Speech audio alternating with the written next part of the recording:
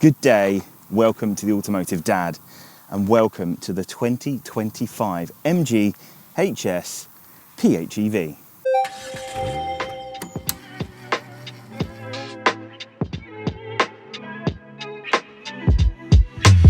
Now, MG have been around for a number of years. They've been around since the 1920s. And over the years, they have changed their direction from small, quirky little sports cars to not so small, still relatively quirky, plug-in hybrid SUVs.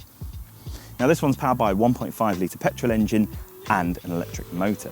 Combined, you're seeing more like 370 PS and 570 Newton meters of torque, a 0 to 60 time of 6.8 seconds, top speed of 102, and the big thing being, because it's a plug-in hybrid, a good electric range, which means that around town you are not struggling with non-EV lifestyle. You can basically just leave this plugged in and only drive it as an EV.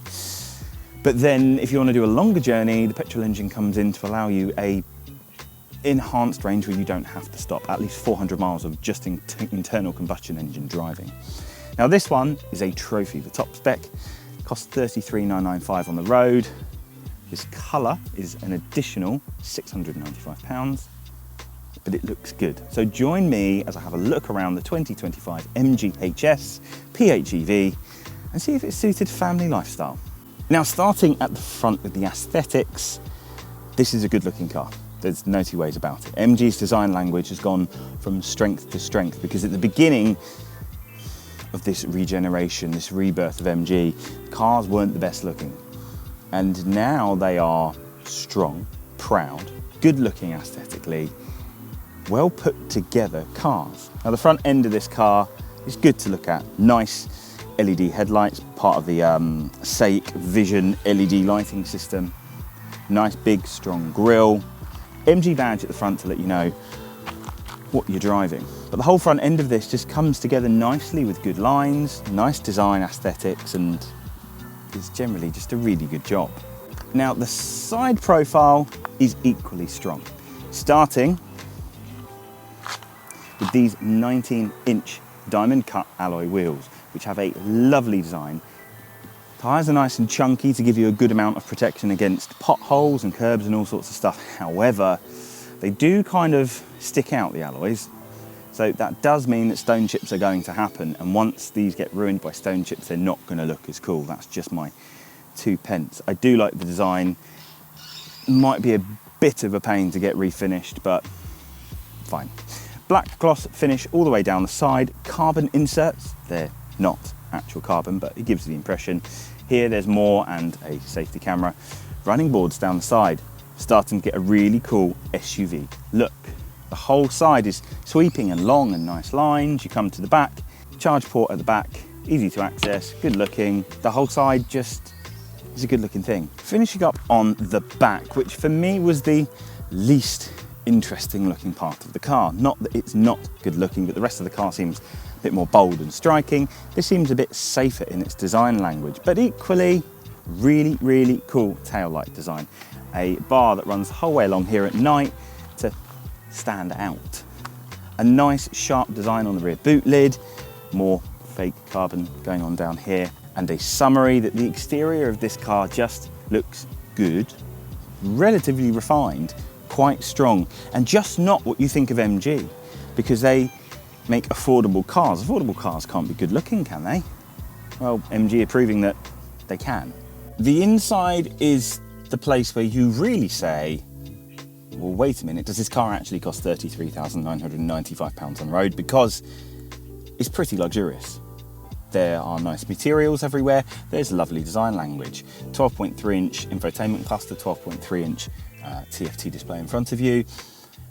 You've got Apple CarPlay, Android Auto. The display in front of you is relatively adaptive, although incredibly bright for night driving, so you have to have it on the right setting, otherwise it will literally blind you.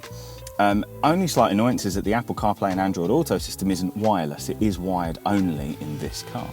So you do have to spend an extra 15-20 quid on a dongle to allow you to have wireless Apple CarPlay. A slight oversight by MG, that's something which would have cost them pennies to put in. A bit of a shame they haven't.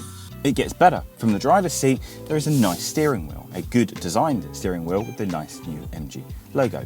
Actual buttons, although these are piano black, so they get dirty quite easily. And that kind of goes for the whole of the car. Lots of piano black. Nice, but it doesn't like fingerprints. But you get in and you're like actual buttons, easy to navigate. But then some of the systems are slightly too hidden away. You've got driver distraction and stuff like that that bing and bong at you all the time. For instance, this camera here doesn't like polarized sunglasses because obviously it can't see where your eyes are all the time. So it thinks you're not looking. In order to turn it off, you have to go into a sub menu and then scroll down and then intricately swipe off and then confirm you want it to turn off.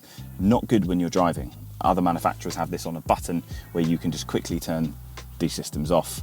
MG haven't got there yet. Now, being the trophy, this has the bigger sound system, which sounds pretty good. Not the best in the world, but relatively good, especially from price point. The seats are holding, nice to be in, I quite like it. Buttons are easy to use. Everything actually feels like a very good quality material. Even the plastics where they're used feel relatively good. The only criticism really from the front is that in order to release the petrol cap, it's all the way down here. And I think that's discriminating against people with short arms. People like T-Rexes. T-Rexes need to be able to open petrol caps too. But seriously, the front of this car is nice, it's spacious, it's well put together, it's nicely designed, loads of tech. Now join me in the kids zone, where there is plenty of space. More space than you could possibly ask for, easily fitting two 360 spin ISOFIX seats in here with bundles of room to spare. There are vents back here, there are sockets back here, there's a good amount of headroom. The seats, when these aren't in here, are very, very comfortable. And the whole back of this car just seems very family friendly, which is nice to see because this is an affordable family car within reason, especially on a monthly and especially on a salary sacrifice scheme.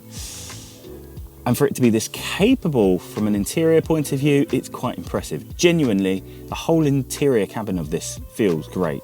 The only letdown is that the floor mats do look a little bit cheap. That's it. Like, you're going to complain about floor mats, you just spend 25 quid and buy some of your own. See what I mean? There's not much to complain about. Now the boot is relatively impressive, over 500 litres of actual boot capacity. Put those rear seats down, you're basically getting an extra 1,000 litres. The boot height is easy to get stuff in, and even the actual cargo capacity, as in height-wise, with having this parcel shelf in, is relatively good. The only downfall is that for the size of this car, it isn't massively wide. Now, to demonstrate that, I've put a normal size base here because the bassinets are in storage and getting them out was a real pain, but I always have a base at home. This is just a normal length base, and in a vehicle of this size, I should be able to get it across completely flat at the front, and you can't do it in this. In order to do it, I kind of have to put it diagonally in here. So it's something to consider. Yes, it is a big boot, it's got a good amount of literage, but if you have wider items, it's going to struggle. However, for your standard prams, your standard bassinets, your standard almost anything family related, you aren't going to struggle. But if you have a wider item, it's just something to keep in mind. Now, the drive aspect of the HS PHEV is quite attractive. 370 PS, 570 Newton meters of torque. Sounds like a big figure, but the reality behind that is that it's mixed between the petrol engine, the 1.5 petrol engine, and the electric motor, which is about 150 coming from the petrol engine, about 200 coming from the electric motor. So it's not instantaneous. In an electric car, when you say I have 370 PS and 570 Newton meters of torque, it's an instant reaction, very, very fast. Whereas with this, it's a bit more of a dulcet, relaxed entrance to driving. It definitely gets there, and that 6.8 to 62 is actually relatively realistic. In fact, you're more likely to see 6.5, which for a big old car isn't bad. Now, the economy side of this is where the car can be incredibly impressive, because realistically, when you have no charge left in the car whatsoever, you're going to see anywhere between like 42 and 46 miles to the gallon, depending on your drive cycle, which is pretty good for a vehicle of this size running in hybrid electric vehicle mode. When you do have a full range and you do have the some owners are reporting like 100 miles of range off the battery. All of a sudden, it constantly reads 99.9 miles to the gallon, but the miles per kilowatt hour is the surprising thing. Because when it is running in complete EV mode and you are just driving off electric power, you're more likely to see over 5 miles per kilowatt hour. I was regularly seeing 6.5 miles per kilowatt hour, like around town, motorway, combined drive cycles, which is just unfathomable for a car of this size. Worst case scenario, I saw 3.5 miles per kilowatt hour with aircon on, driving spiritedly. But I still think that's more than acceptable. Now the actual drive itself, the throttle's quite responsive. The brakes have a unique feel. They don't feel completely linear. They don't feel quite right to me. I've adjusted to them, but they're not my favourite feel of a brake.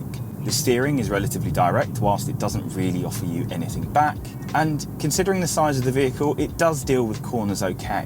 Push too far and you will abruptly find the limit of grip in this car though, and you will suddenly feel it's a bit all over the place.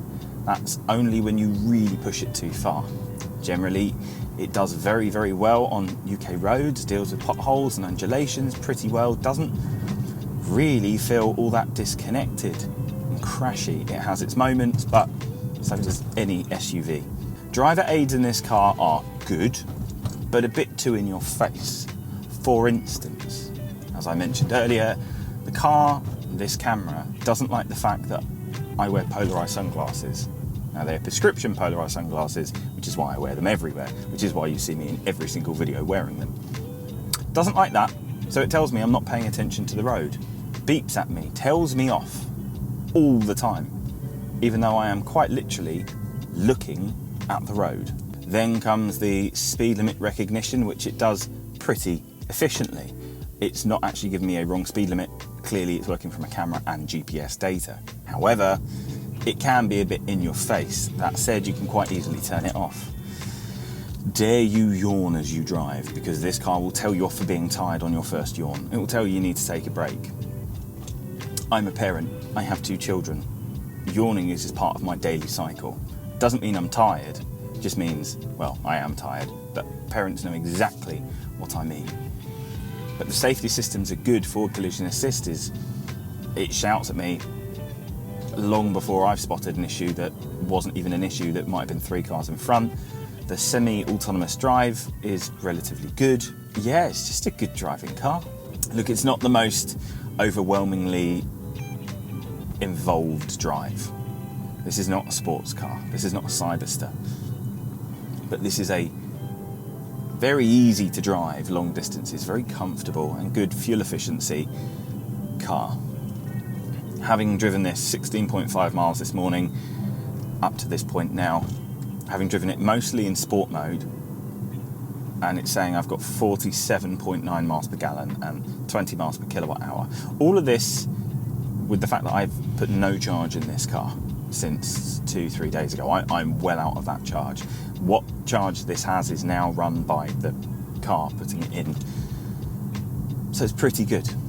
The drive is more than reasonable. So is this the best family car in the world? No. Is this a very, very good family car though? Yes. Is it an affordable family car? Yes. Is it stylish? Yes. Capable? Yes. Practical? Yes. Ticks an awful lot of boxes, and for $33,995 on the road in this highest of high specs with the highest cost engine drivetrain choice, it is exceptionally good. It's not totally perfect to drive, but the economy is reasonable. The miles per kilowatt hour are more than acceptable, but generally this is a very, very, very good car. Highly rated, so highly rated in fact that my own brother owns one of these. He could have bought anything, but this ticked so many boxes. He bought this because it is stylish, it's practical, it's affordable, it's comfortable, it's reliable, it's fun to drive with a good amount of performance and a good economy return. Business in kind, 5%, so company salary sacrifice, etc. This makes sense. This is a very, very good car by MG, and definitely one to consider if you're looking for a new family car.